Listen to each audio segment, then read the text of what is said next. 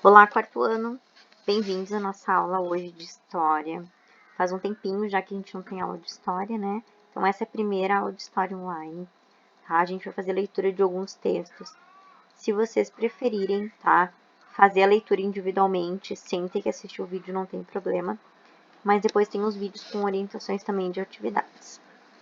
Então, o desenvolvimento do comércio e da navegação. Nas aulas anteriores, que a gente teve ainda em sala de aula, né, a gente utilizou um pouquinho o livro, e não sei se vocês estão lembrados, mas a gente utilizou também falando um pouquinho de outros povos no século XV. Então a gente viu algumas características, né, os povos que eram nômades, os povos que eram sedentários, os que conheciam já a escrita, né, os que desenvolviam o comércio ou não.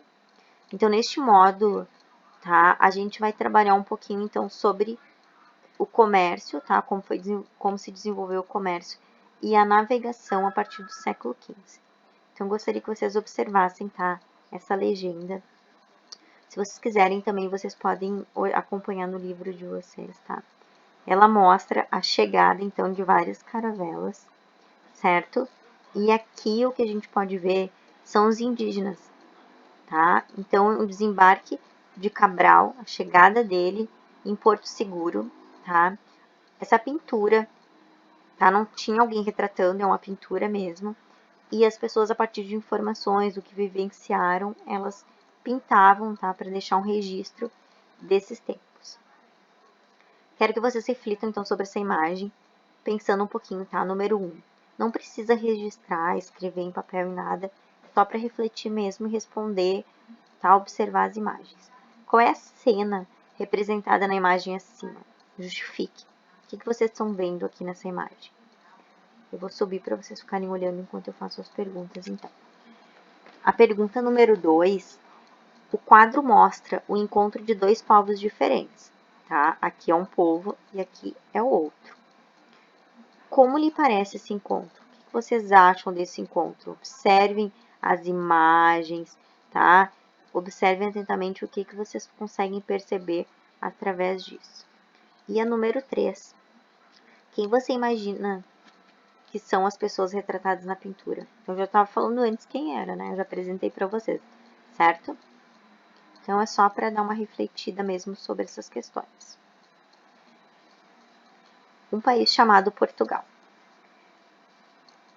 Então, aqui tá nessa página do livro, é na página 119, a gente tem um mapa, tá? E tem alguns textos, então a gente vai falar um pouquinho sobre isso.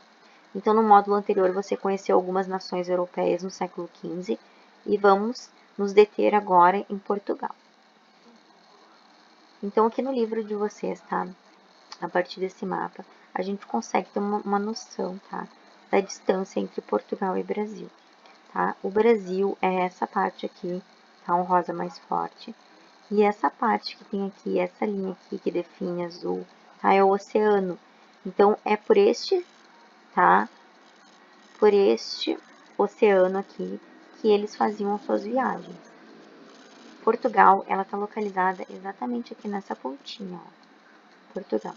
Então, vocês imaginam a distância, tá? Olhando se não parece ser muito longe, mas eles levavam aproximadamente 3 meses, tá? Para poder fazer a viagem, o deslocamento. Isso nos navios, né? Nas caravelas. Então, no século XV, os portugueses viveram sob o sistema político chamado monarquia. Quem lembra ainda do que era monarquia? Tá? Lembram que o povo era governado por um rei. Na época, o rei ele queria transformar o país, tá? Mais rico da Europa. Então, ele queria muitas riquezas.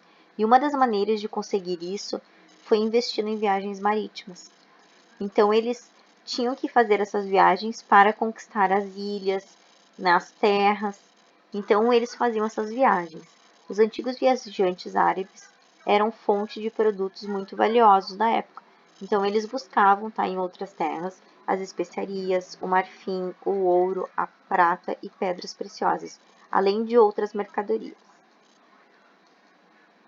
Com esses objetos, os portugueses iniciaram as viagens marítimas para explorar e conquistar territórios. Então, além de buscar territórios, eles também obtinham, então, esses né, esses produtos que eram muito lucrativos para a coroa, porque eles revendiam também muitos deles a preços muito maiores, né, e enriqueciam a coroa, o rei, tá? E o que são especiarias? Né, essas especiarias vocês vão entender agora, provavelmente vocês têm algumas delas na casa de vocês. As especiarias eram ervas, tá, que conhecemos como temperos, a canela, o cravo, a pimenta, os noz moscadas. E hoje a gente compra a maioria desses artigos, tá, em mercados, em feiras. Mas antigamente essas mercadorias elas eram muito valiosíssimas, tá? Elas eram muito difíceis de ser encontradas. Isso lá no século XV. Nessa época não havia geladeira. Então eles utilizavam, tá, esses condimentos, essas especiarias para aromatizar os alimentos. Então, como eles não tinham como conservar a geladeira que a gente tem hoje, muitos alimentos estragavam. Então, eles utilizavam muito, tá, esses condimentos para dar aroma e sabor no que estragava. Então, não era muito fácil naquele tempo, então eles precisavam adaptar. Então, aqui a gente tem a pimenta do reino, o cravo da Índia, a baunilha, a canela e noz moscada. A canela, tá? Aqui aparece o pauzinho, mas tem em pó também.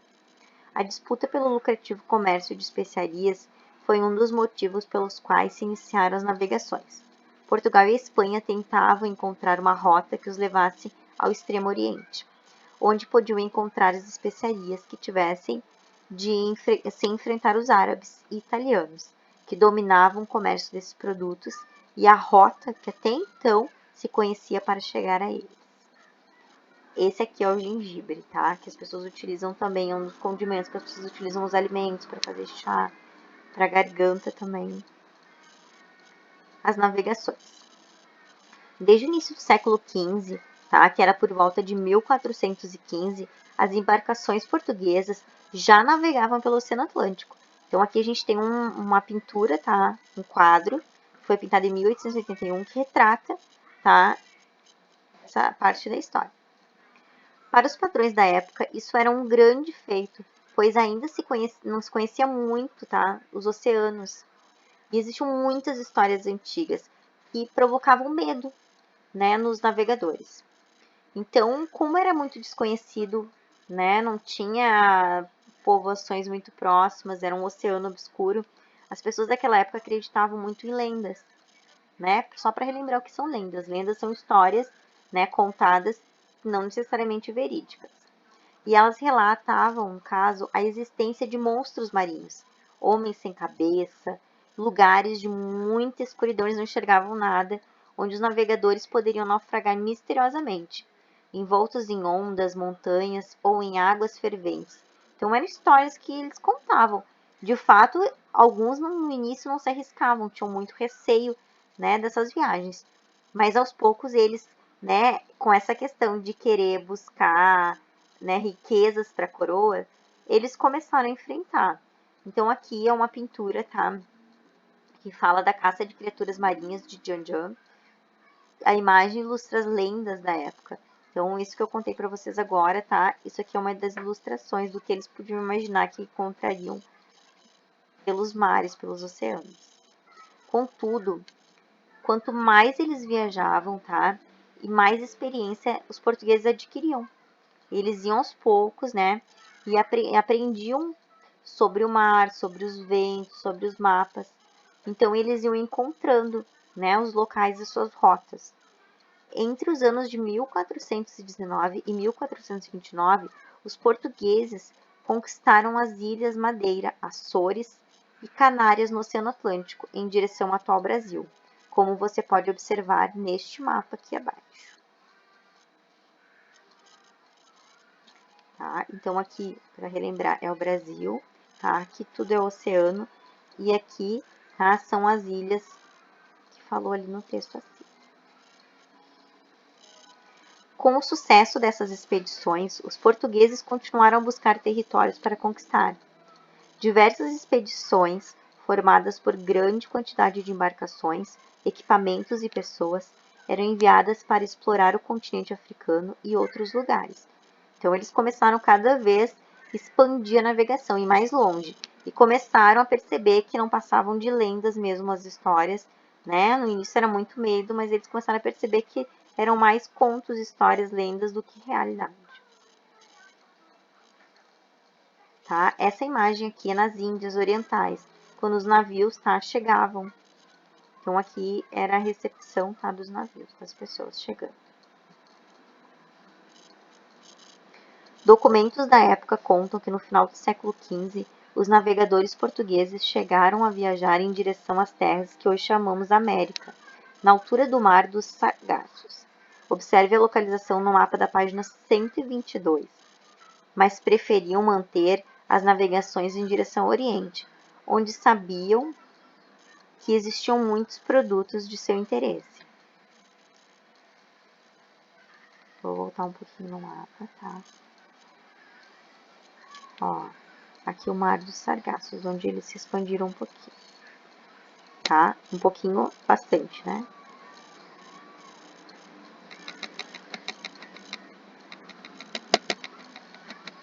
Voltando. Portugal chega às Índias, tá? Então, eles foram lá no Mar dos Sargassos, que ficava aproximadamente aqui, tá? E eles começaram a expandir sua rota. Isso foi antes de chegar no Brasil, tá? Então, o Brasil tá aqui, eles fizeram essa rota aqui. Aqui dá pra ver um pouquinho melhor, tá? Onde foi a região, ó, das Índias, que eles fizeram, olha, toda essa volta para chegar. Diversos navegadores estiveram a serviço da coroa portuguesa e enfrentaram os oceanos em busca das Índias, que compreendia a atual região da Índia e territórios em seu entorno, onde eu mostrei para vocês aqui. Vasco da Gama ficou conhecido por ser o primeiro a chegar pelo oceano, aquele destino tão cobiçado. Ele partiu de Portugal no ano de 1497, com 3 navios e um barco de mantimentos. Eles chegaram ao seu destino um ano depois, após contornar toda a costa da África. Voltou para o seu país em 1499, com os navios carregados de especiarias e outros artigos valiosos. Então, vocês imaginam quantos anos, tá, eles precisavam estar viajando, navegando, né, para conseguir trazer todas as especiarias.